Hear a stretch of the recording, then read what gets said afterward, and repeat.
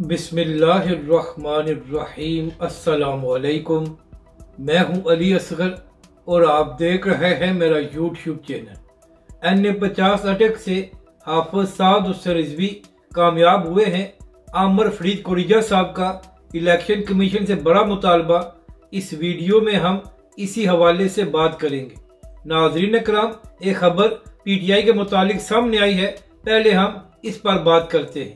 नाजरीन कराम, इंतखाबात से पहले तहरीक लब्बैक के अमीर हाफिज साद हुसैन रिजवी ने PTI के दोस्तों से ये बात कही थी कि आप आज़ाद उम्मीदवारों को वोट न दें। इंतखाबात के बाद इन्होंने दीगर जमातों में शामिल हो जाना है, मगर नाजरीन कराम, इमरान खान के नाम पर PTI के दोस्तों ने आज़ाद उम्मीदवारों को कामयाब कराया है। मगर अब नाजरीन कराम, लगता यह है कि अब आहिस्ता आहिस्ता आज़ाद उम्मीदवार दूसरी जमातों में शामिल होने जा रहे हैं।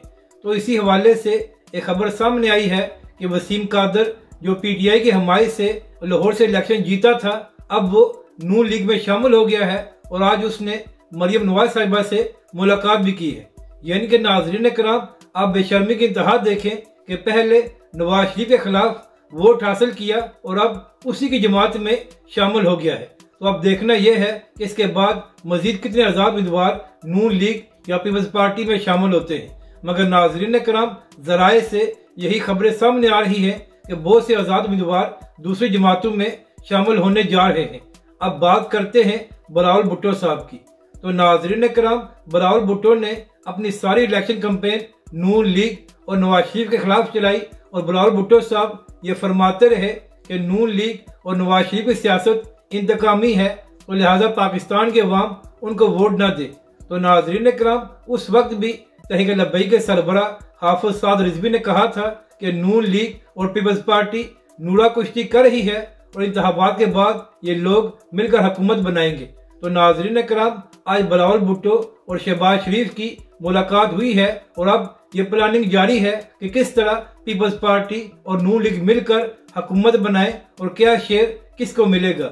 यानी कि नाजरीन कराम, एक बार फिर जो बात तहरीक लब्बैक के अमीर हाफिज साद हुसैन रिजवी ने कही थी वो पूरी हो गई है। अब बात करते हैं NA50 अटैक के हवाले से।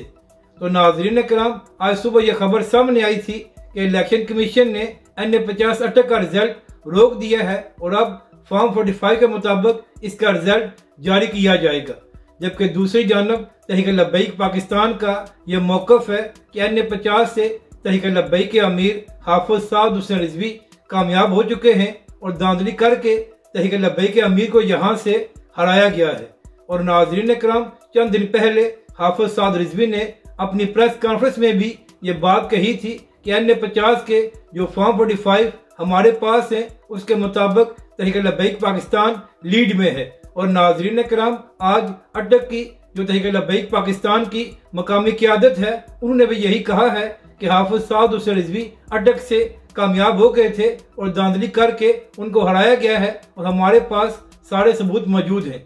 तो अब देखना यह है कि इलेक्शन कमीशन इस हवाले से क्या फैसला करती है। तो नाजरीन कराम, इस सारे मामले पर एक अहम वीडियो सामने आई है।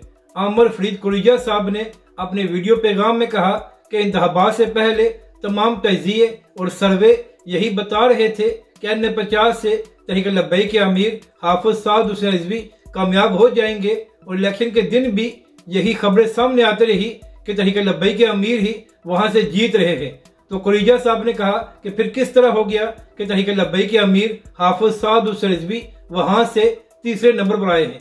आमर फरीद कुरैया साहब ने कहा कि तहरीक लब्बैक के सरबराह को हराया गया है और हम इस फैसले को तस्लीम नहीं करते। नाजरीन कराम, आमर फरीद कुरैया साहब ने इलेक्शन कमीशन से ये मुतालबा किया है कि NA50 का फॉर्म 49 जारी किया जाए और उसमें तहरीक लब्बैक के अमीर हाफिज साद हुसैन रिजवी को कामयाब करार दिया जाए। और नाजरीन कराम, इलेक्शन के दिन ही मुफ्ती हनीफ कुरैशी साहब का भी ये वीडियो सामने आया था, जिसमें मुफ्ती हनीफ कुरैशी साहब ने यह दावा किया था कि तहरीक लब्बैक के अमीर हाफिज साद हुसैन रिजवी एक भारी मार्जिन से NA50 से कामयाब हो चुके हैं। तो अब देखना यह है कि सारे मामले पर फाइनल रिजल्ट क्या सामने आता है। लेकिन तहरीक लब्बैक पाकिस्तान का यही मौकफ है कि हाफिज साद हुसैन रिजवी वहां से कामयाब हो चुके हैं। अगर आपको ये वीडियो अच्छी लगे तो इसे लाइक और शेयर जरूर करें और हमारे इस चैनल को भी सब्सक्राइब करें।